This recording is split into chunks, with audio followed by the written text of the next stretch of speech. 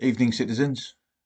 Um, I've been, I have to say, I've been inspired to post this by watching Morgoth's latest video. I've been trying to do a video for a little while on that little weasel Sadiq Khan, and I was trying to do something new with the video, and I'm coming up with a technical issue, and so it's delaying it. I mean, I'm a bit embarrassed about it because it's not very technical, but don't seem to be able to get over it. So um, if anybody knows much about um, using video editing stuff, then perhaps they can get in touch with me because that would help a bit. Um, but back to the video that Morgoth was talking about. It's as usual a very powerful piece of work he's done, and he's talking about the grooming gangs, which are of course in the news again. Um, and it's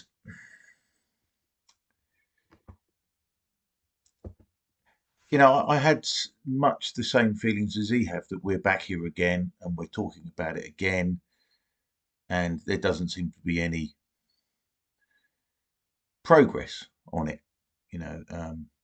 He says that there's no sense of closure, which I know what he means, and it's just one of those things that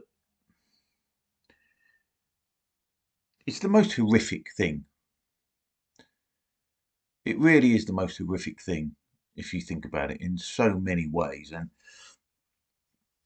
um, I don't want to regurgitate the points that Morgoth made because those are his points, but I agree with much of them. But it just seems that this thing just rolls on and on and on. And when we first heard about it, which was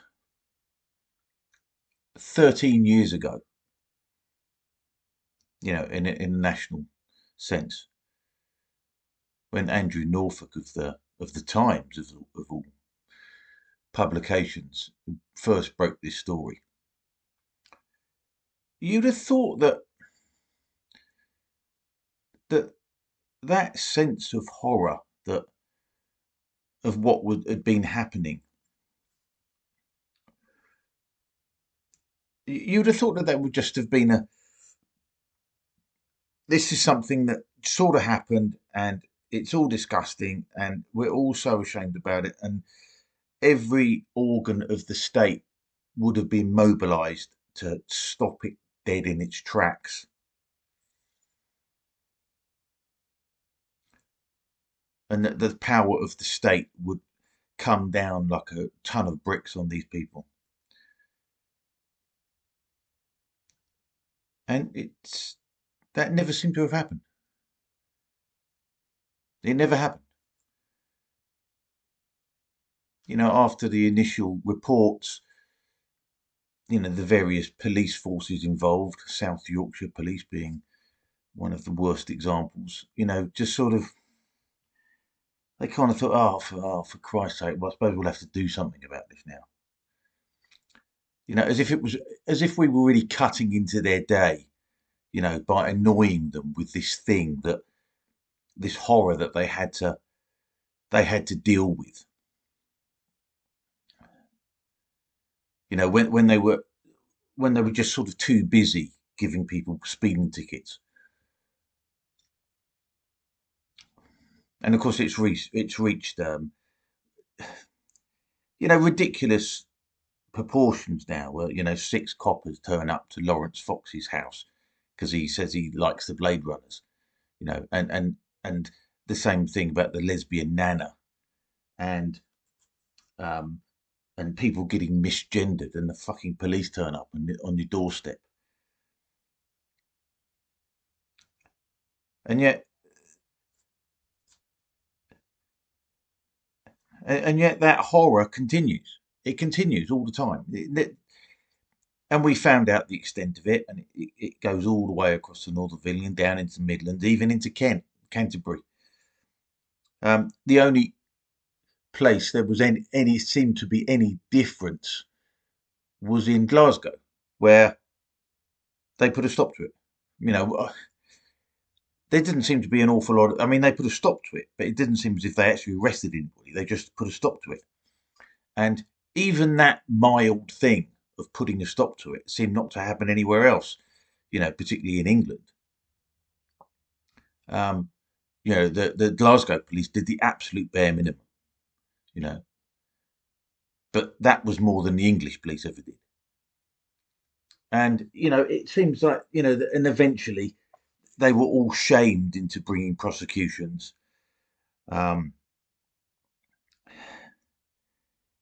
You know, as if it was some sort of chore that was taking away from their main, uh, you know, their main occupation, which, as time has gone on, has become even more mysterious. Because, you know, what do the police do?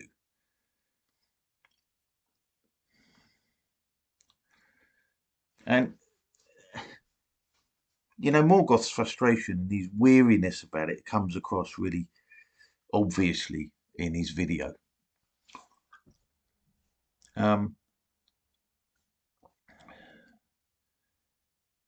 it's just, it's the absolute minimum that what people can expect, that something like this happens. And the state comes along and squashes it. You know, no question. This is what, you know, this has happened. We'll go in like a ton of bricks, you know, and, you know, and if ever there was civil liberties to be swept aside and due process to be swept aside in order to stop this, that was the time that should have happened. And yet it doesn't. It doesn't. And, you know, you got you know, I don't want to go into too many details because you know, they're all too disgusting. We all know what they are. But, you know, you get the situation where one of the girls that was groomed, raped, basically, you know, gang raped, and it gets pregnant and then has the child. And then, because of the human rights of the rapist is given access to the child over the wishes of his mother.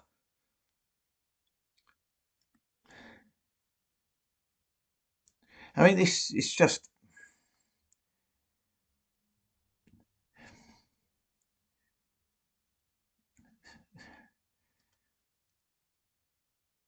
I mean, just.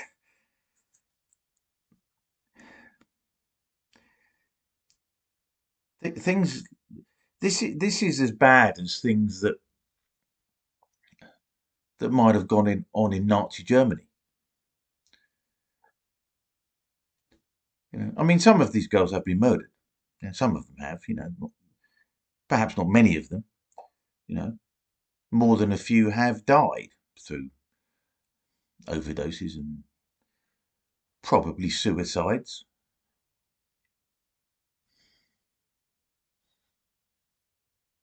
And you can understand why.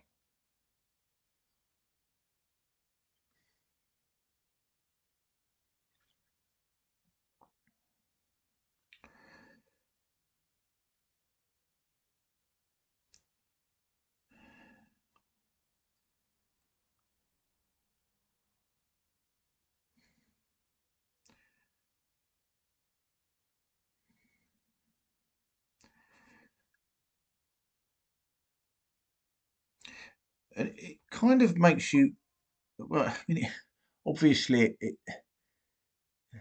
you know, it destroys your faith in the system. Obviously, it destroys your faith in the legal system. It destroys your faith in the state, you know, as an entity. Um,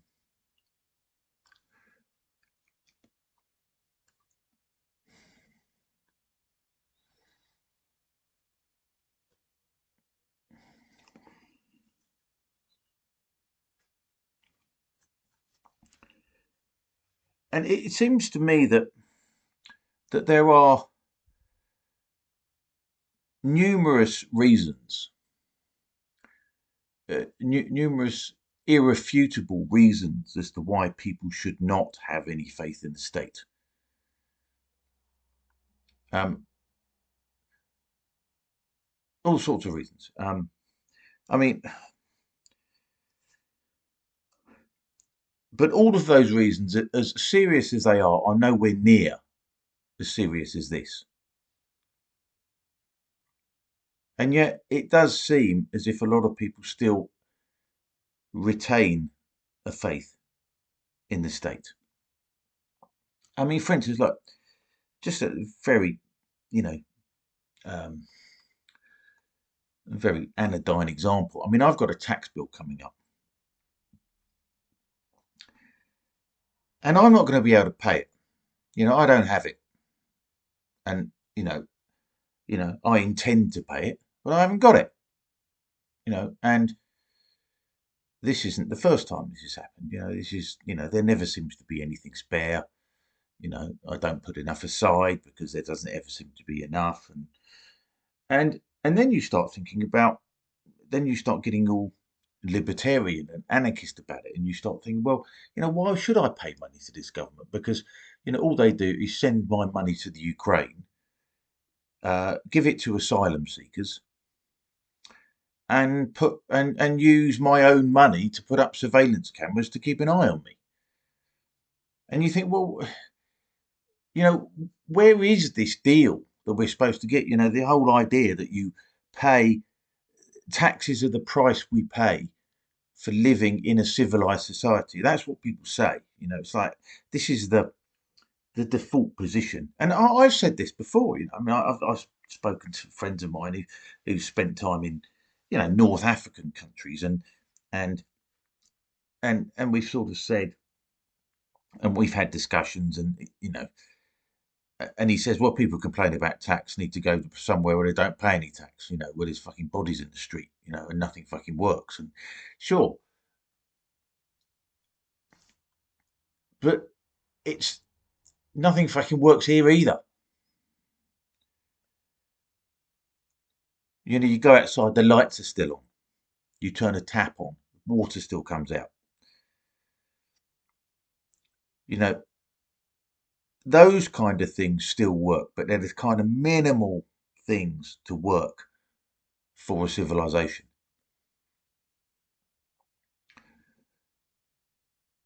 But the justice system doesn't work. Yeah, it doesn't work at all. Justice system doesn't work at all. And this is proof of it. If ever there was an occasion where I would, and my feelings about state power, but if ever there was a time that state power should be used in a with extreme prejudice, it would be this. I mean, do you remember? Do you remember during the July 7th bombings? Was that 2005? It's nearly 20 years ago now. And they blew up those tube trains and that bus, and then they cornered the terrorists. And if you remember the photographs at the time, they cornered them, and then they made them come out on the balcony, dressed in their underpants with their hands up. And some journalists have got this picture, and the guys were standing like that in their underpants, and off to the right hand side there was about a dozen policemen with machine guns and high powered rifles and everything, and they were just, there was no way these blokes were getting away. There's no way they were getting away. And I can understand why people would look at that photograph and feel somewhat reassured. That's the state. That's my state that I pay for with my taxes, and they've just killed a load of people.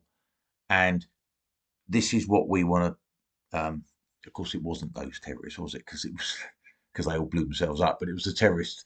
It was the same thing that there was a suspicion the same thing was happening 2 weeks later. So it wasn't those same terrorists. But you get my drift. They thought it was going to happen again. So the state came in and, guns blazing. Not quite, because they didn't shoot any of them, but that was what we expected the state to do. The state that we pay for with our taxes.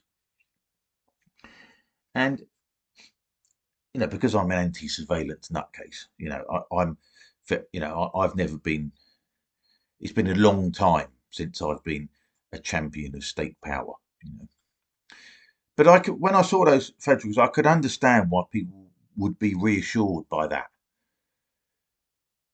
This is essentially what we pay our taxes for.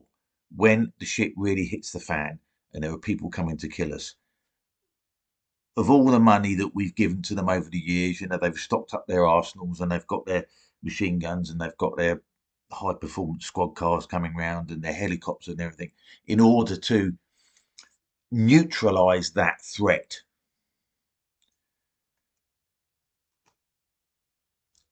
And yet when it comes to these girls, there's not a fucking bit of it. Not a bit of it.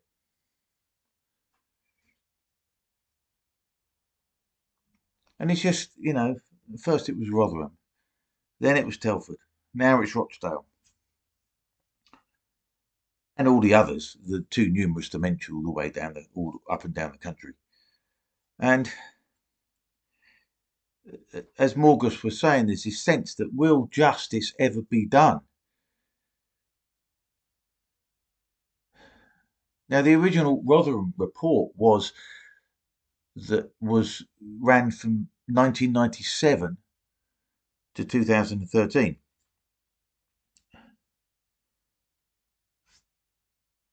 And what's that? That's 27 years ago. That's a conservative thing. That's when they ran the figures from 1997.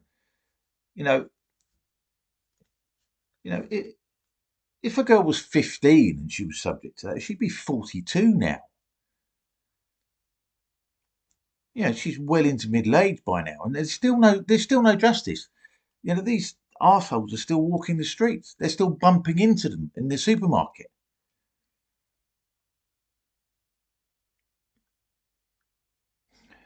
And this is so many of these things.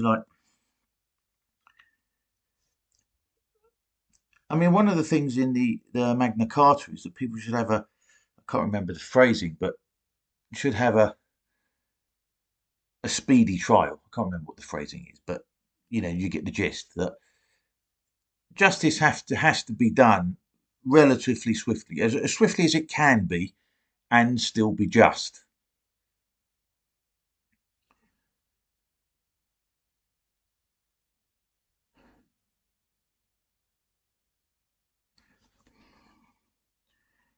And it seems like this thing's never going to be. It feels like that this.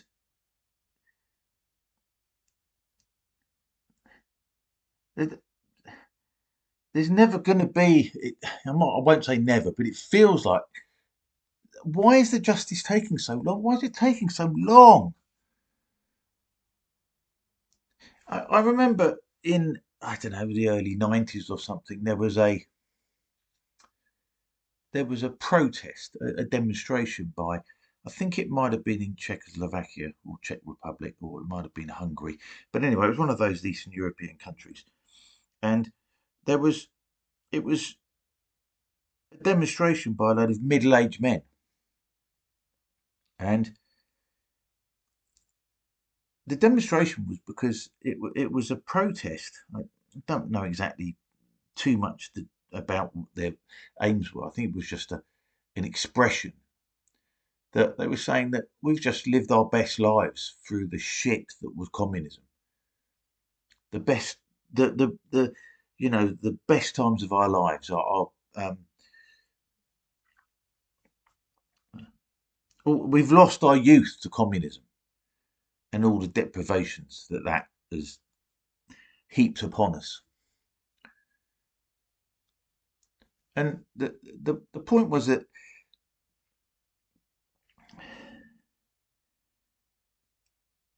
a whole lifetimes go past and people don't get satisfaction. And people who talk about geopolitics and macroeconomics, they talk about, well, it's like we had 30 years worth of decline, and then finally things started to turn the corner, and things started to look up. But the prime of somebody's life has gone in that time. 25 years of unemployment. You had a reasonable job. You were 25. And then it took you another 25 years later to get a shit one. And there doesn't seem to be any urgency to this. I mean, I know that things have to move at a pace where you're not making mistakes and everything, but there's no urgency to this. And this is I'm just talking in the relatively low trauma of having your working life fucked over. But these girls, they were just children. They were children, and this has happened to them, and now they're middle-aged women, and still there's no justice.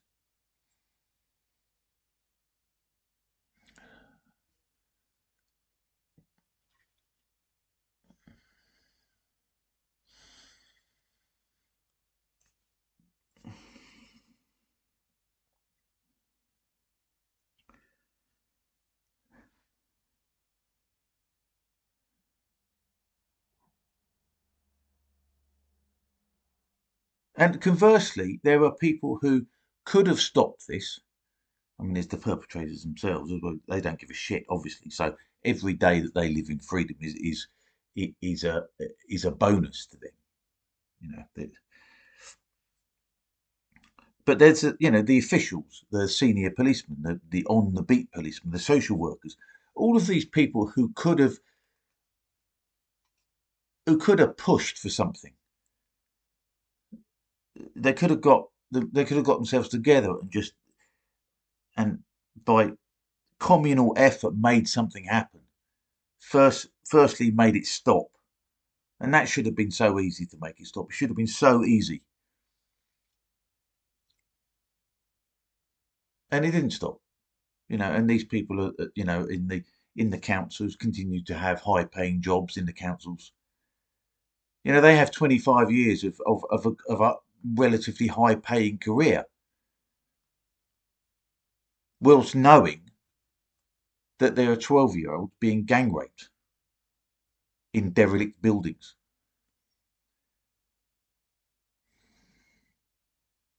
Policemen who have teenage girls themselves and secure their pensions by never talking about the fact that that's happening to other people's children, other people's girls.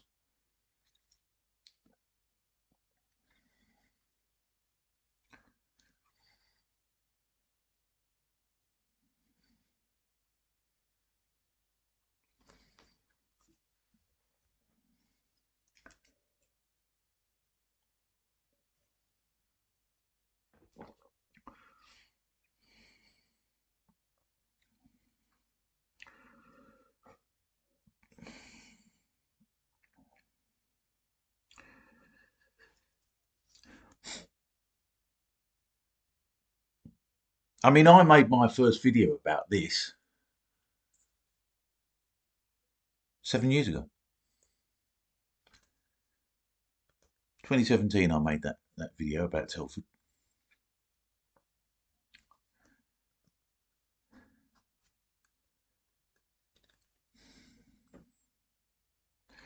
And I suppose what I'm saying is that we have to understand, and we do have to understand this in a very real and visceral sense, in a genuine way.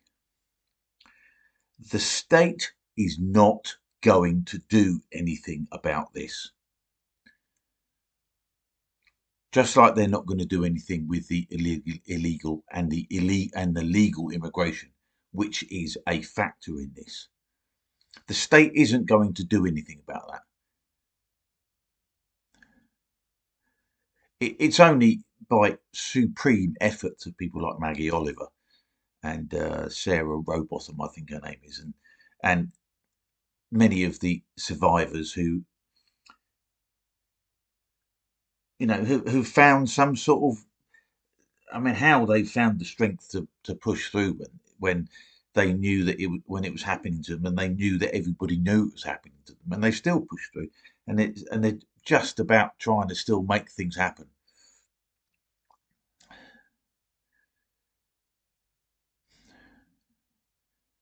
And they've pushed hard enough that the story can't remain buried, and that people cannot completely forget about it, even though they want to. But we have to be realistic about it. The state will not bring justice. They won't stop it, and they won't bring the people who've done it to justice. Yeah, I know there have been lots of prosecutions, but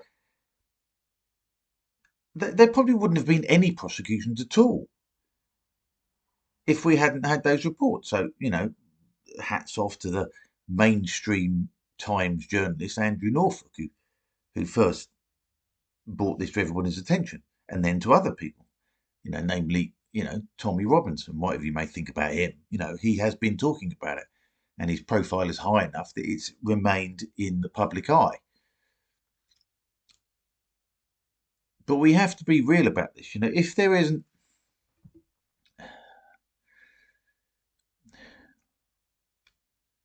we know what must be done with these people. We know what must be done, because the things that should have been done haven't been done and will not be done.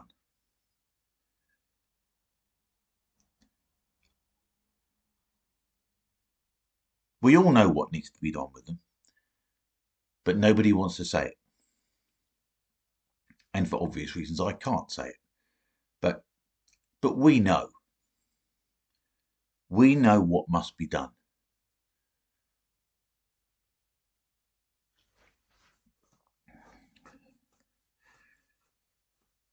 Now, I think there's been a bit of impetus lately.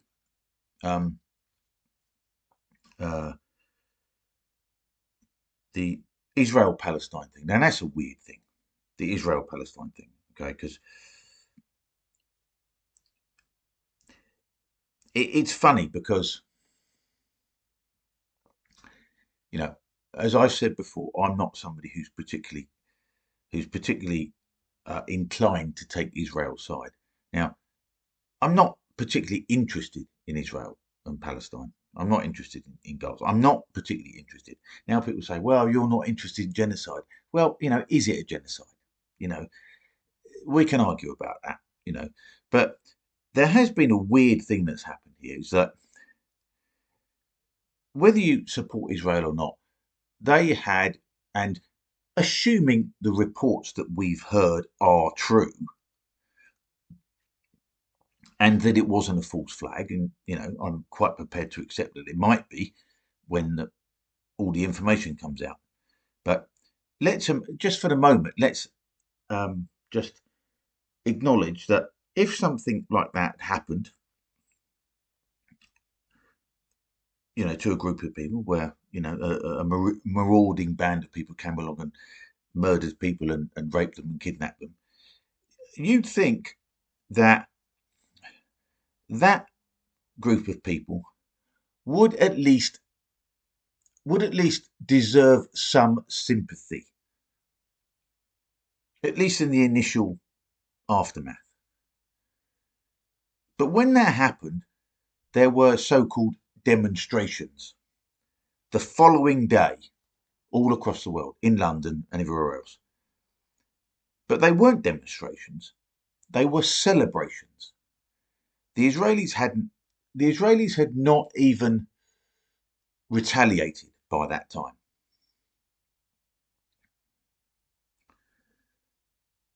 You know, once the Israelis retaliated, then you could expect there would be protests about it, which of course there were, of course, but once they started to retaliate and using their sort of superior military capabilities, they were able to do a lot more damage.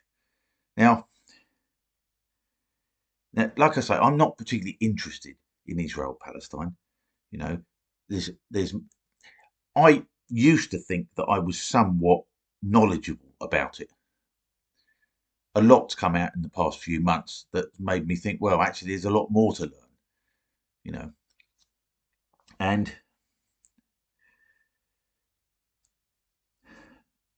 it's, you know, this is relevant to the grooming gangs in a way, because what's happened is that, and probably quite a lot of those liberal secular Jews who lived in London, who were, and quite a lot of them were quite happy to have all this open borders shit and promote that and all the rest of it, and they were quite happy for that. And then they go out the following day after Israel's been attacked, expecting that people might be sort of at least sympathetic to them being Jews, and that they would get some sympathy. And they absolutely didn't get it. What they got was 100,000 Islamists screaming for Jewish blood the following day, you know, and a police force too cowardly, too weak, and too ideologically captured to do anything about it. Now that may have been that may be a sea change, because that has made an awful lot of people think, you know, fuck me, you know, we've got all these people in our midst, and they're not shy about saying who they support, and they're not shy about, you know, supporting the most horrible things to a minority that is a tenth of the size of their minority. You know, there's at least 4 million, maybe even 5 million Muslims in this country now, and even at the most extreme, the most liberal estimate, there's only about 470,000 Jews. So they're outnumbered 10 to 1. So this has made people say things that they've never said before. You know, I've noticed people have started to say, we need mass deportations. You know, and this is the sort of thing that would have been unsayable 6 months ago. There were some people saying it, but, you know, they're the usual suspects. They're people who've been saying it for ages. But there are people now who are saying it who never used to say such things.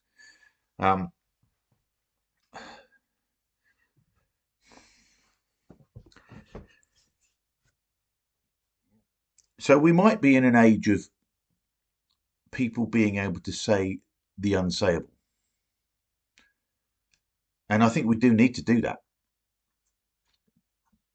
You know, things seem, they seem unthinkable because they're unsayable.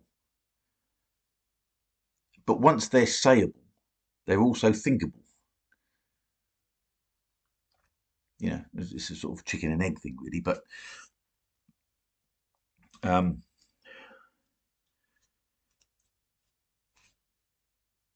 so people are saying that there need to be mass deportations because they've suddenly woken up to the danger that quite a lot of other people have been warning about them for warning them about for a long time. And we know the state won't do it. Now, quite how you deport people without getting the state involved, I don't know. I don't know how to do that.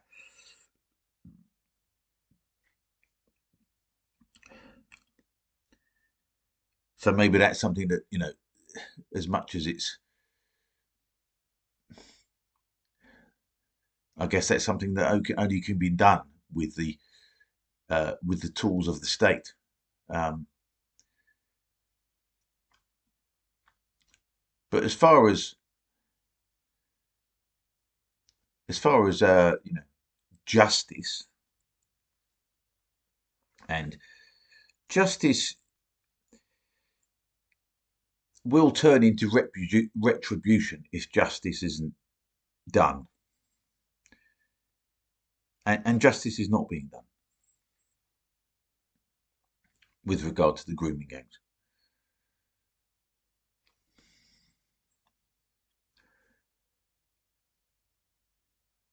So we know what needs to be done.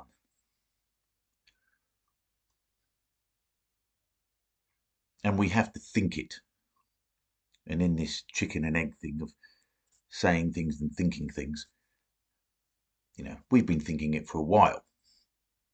Now we have to start saying it. But you can't say it, can you? But we all know what we mean.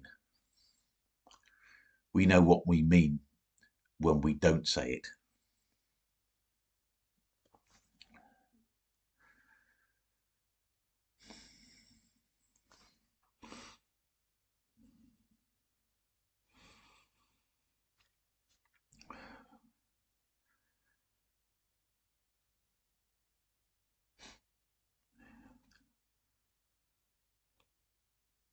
Things might get quite ugly. But they're going to get ugly anyway. They are going to get ugly.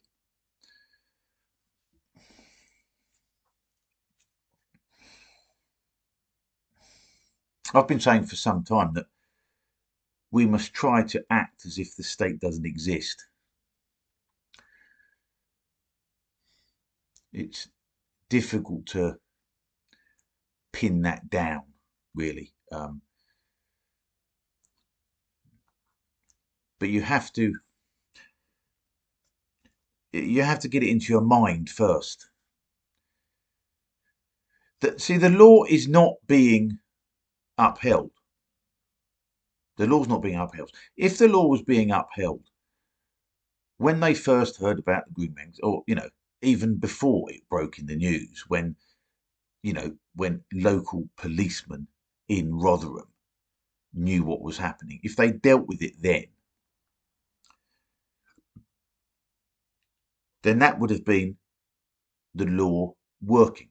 Now the law's not working, and it hasn't been working for nearly 30 years.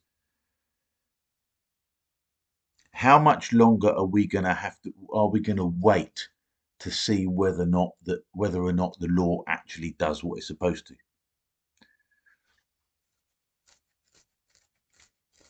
30 years is almost half a lifetime.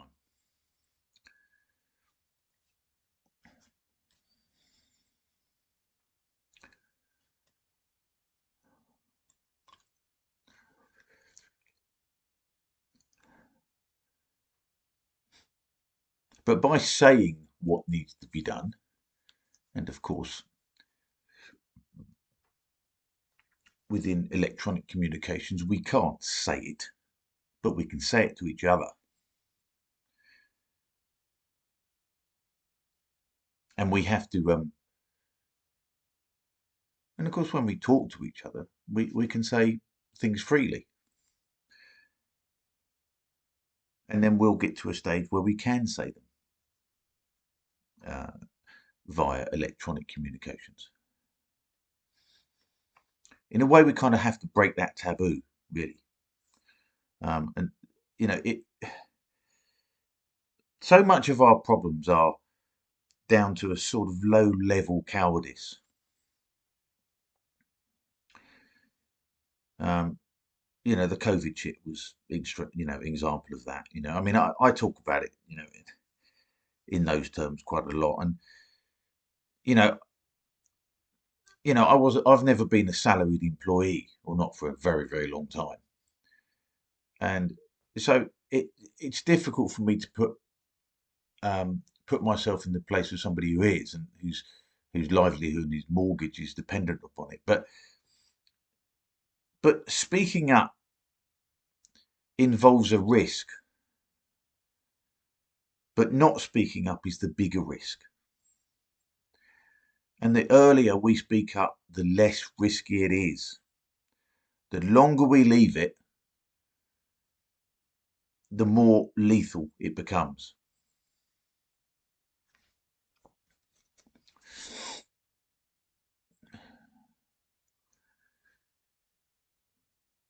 You know, we should speak up whilst we still are able to.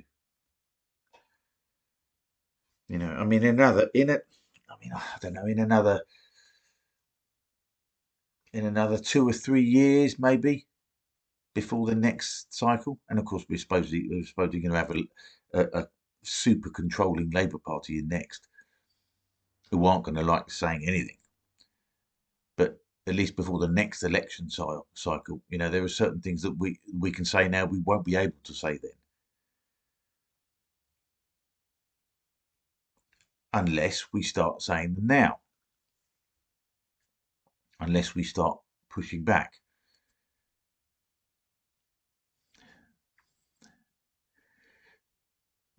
We also need to acknowledge that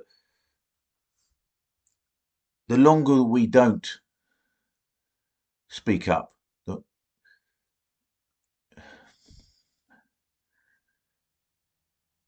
know, the harder it's going to be. You know, it's going to be harder, you know, and it's not.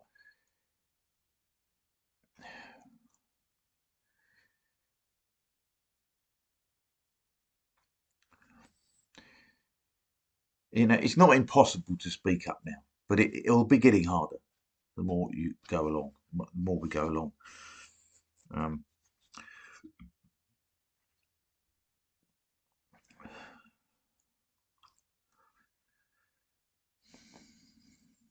And the other thing is that we also ought to try and get into the habit of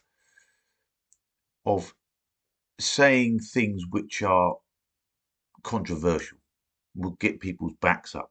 And I've noticed this with the Israeli-Palestine thing. Now, you know, 10 years ago, had Israel been attacked by that, almost everybody would have sided with the Israelis. You know, almost everybody, you know. But something's happened in the intervening years. And, you know, I'm not an expert on this, on Zionism or the Jewish question, or, you know, or Jewish conspiracy or whatever it is.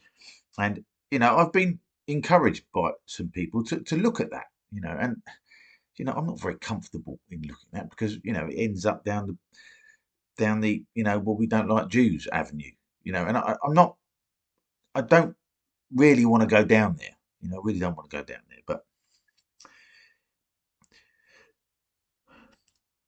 but I have noticed that having what amounts to be I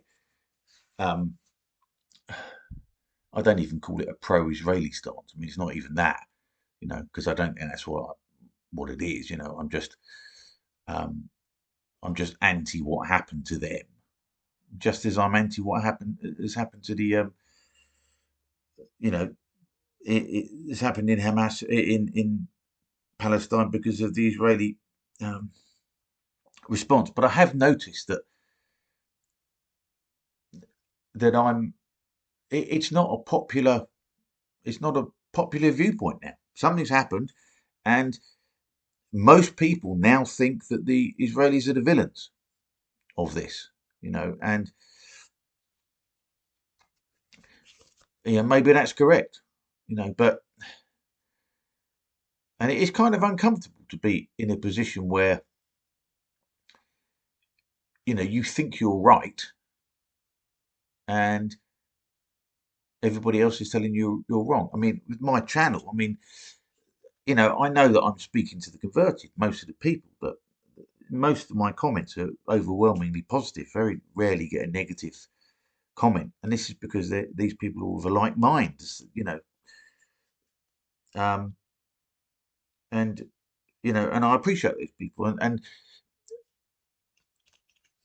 this is the whole point of being kind of a sort of a dissident, is that you get energy from people who are also dissidents. Because if it hadn't been for this, if it hadn't been for YouTube and Twitter and social media generally, I mean, we wouldn't have been able to find each other, and of course, some people have got large followings to protect, and there is the phenomenon of audience capture. Now, I've only got a small following, so I can probably say, I'm not captured by my audience, but I probably am to a certain degree, and I've certainly found that,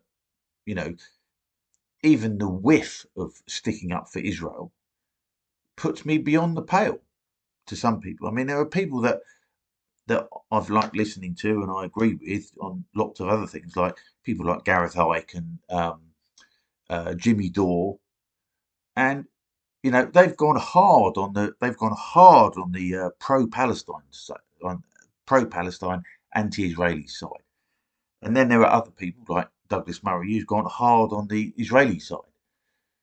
Now,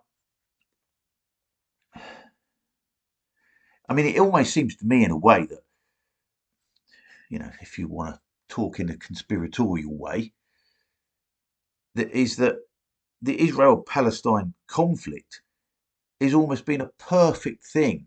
It's a perfect issue to split the opposition down the middle. So that you I mean, I don't know this for certain, but from what I've read, I would have thought maybe that Jimmy Dore and Douglas Murray might have been very agreeing on loads. I thought we would agree on loads of stuff. And this comes along and they're he's over here and he's over here.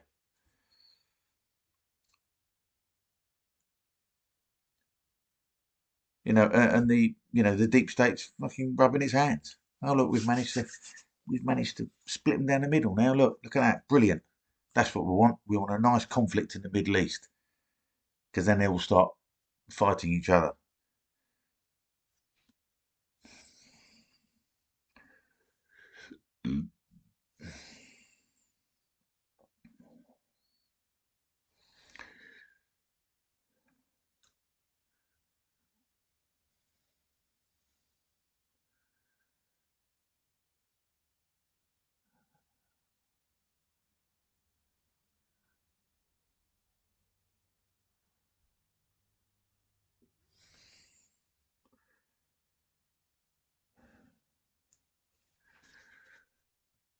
But this is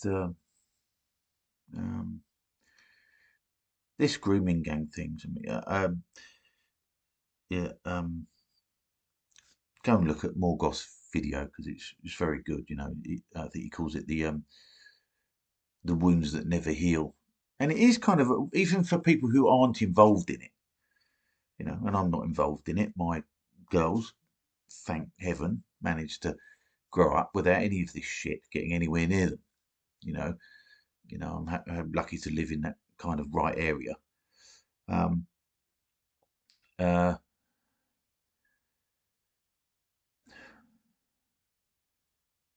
but it is a wound. I mean, I feel it's a wound. It's a stain on on my nationhood, on my manhood, that this kind of shit has been going on. It continues to go on, and not really anything gets. I mean, sure, look, they have. It seems to me that the court cases they've had almost seem as if it's, well, there you go. Look, we've done something. Look, and there certainly has been a lot of people who've been convicted, but it hasn't stopped the fucking thing. It hasn't stopped it. And it seems like it never will stop unless we get rid of these people. Unless we never get rid of them. Unless we get rid of them. And whatever that might mean, you know, the most, the less extreme solution is deportation. I mean, I'm not even really sure about the idea of deportation, because it means they've been gang raping girls in England. I mean, we're sending back to Pakistan so they can gang rape girls in Pakistan. But I suppose maybe the reason that is a solution is because then perhaps they won't, because they don't want to. Maybe they don't want to do it to Muslim girls. They only want to do it to English girls. But there have been Muslim girls that have been victims of this. So we might just be sending the problem back over there. I mean, it's better for us if it's over there, but it's still not ideal, is it?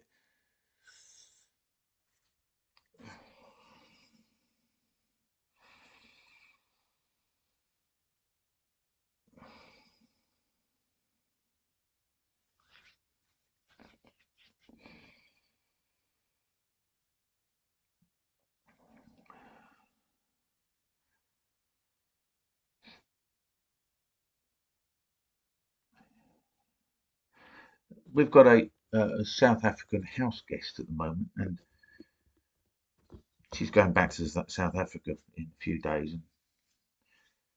And she was telling me about what goes on in South Africa and the horrors there. I knew about some of it, um, and we had a discussion this evening, and I was just kind of telling her that she was asking kind of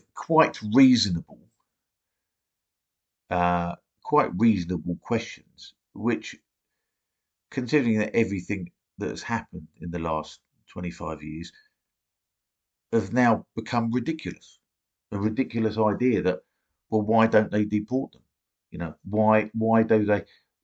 Why do when do why when they turn up on the beach we put them in 4-star hotels? It's just reasonable questions that have become ridiculous now. That have become part of a far right trope somehow. It's, and it's just astonishing how bad things have got and how quickly. I mean, it depends if you think they're quickly or not, but it depends on your definition of quickly. But I mean, things have been going bad for half a lifetime.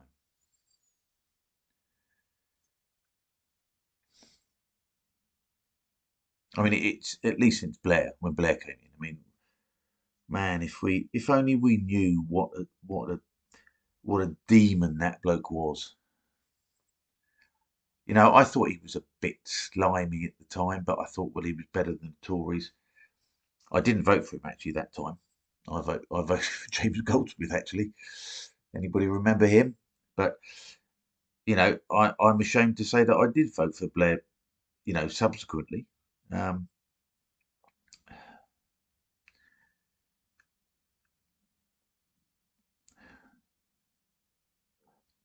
if only we'd been able to recognise him for what he was at the time. Mind you, John Major wouldn't. John. Nobody's as bad as Blair, but John Major was pretty bad as well.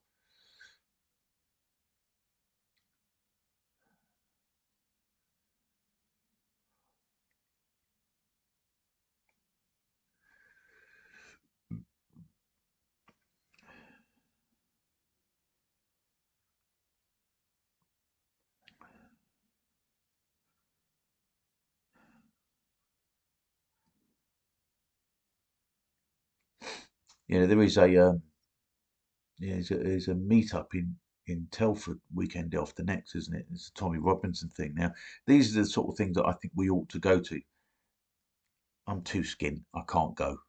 I can't go. I can't spare the time to go or anything, so I can't go. But people who are closer by should go, I think, and you go knowing that the press will smear you as a far right racist.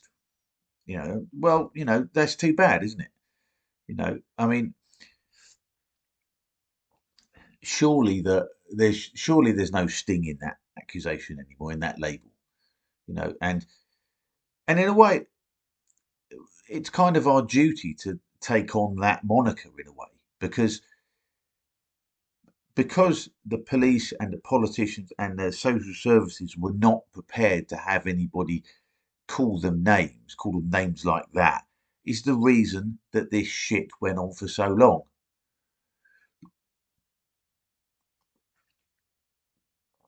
So we should just accept that label and just sort of brush it off. So what? It doesn't. It means nothing.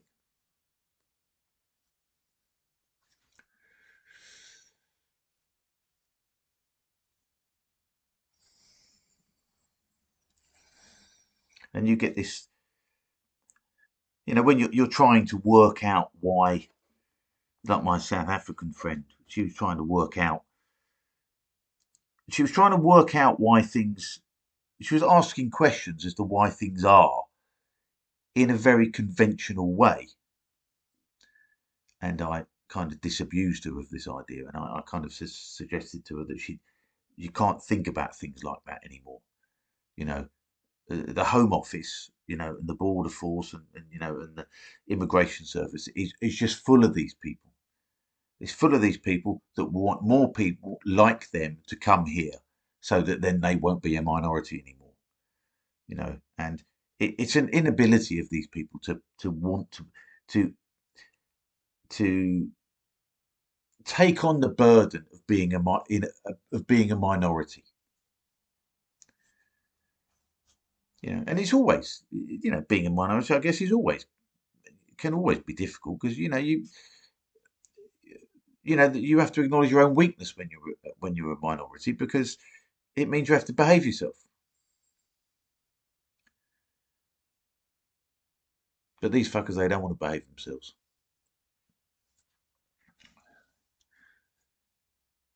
and they think if they get enough people like them, then they won't have to.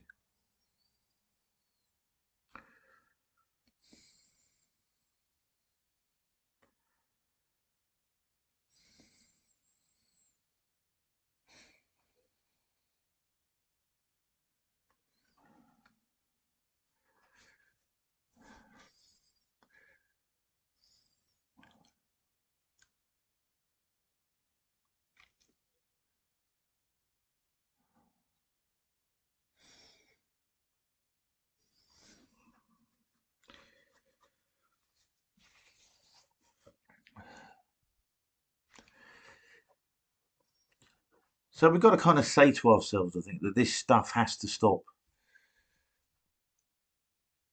And there has to be some justice to this. And the state doesn't do what it's supposed to do. The state is just an institution which seeks to increase its own power. The British state has nothing to do with the United Kingdom of Great Britain and Northern Ireland. It's nothing to do with it. It's just it has nothing to do with Scotland or Wales or England or Northern Ireland. It's just this entity which is there to stop any change except the change that it wants.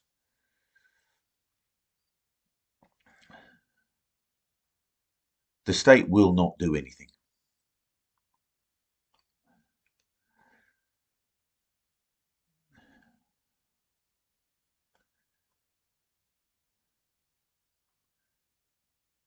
The state is working against us. The state is our enemy. It's as simple as that. And it is staffed with people who are our enemies. And we've been complacent, and we've let them fill up all the positions which now work against us. We have to do it.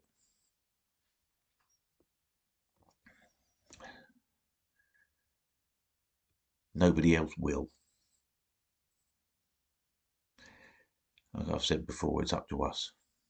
So everybody, think about that. and stay free.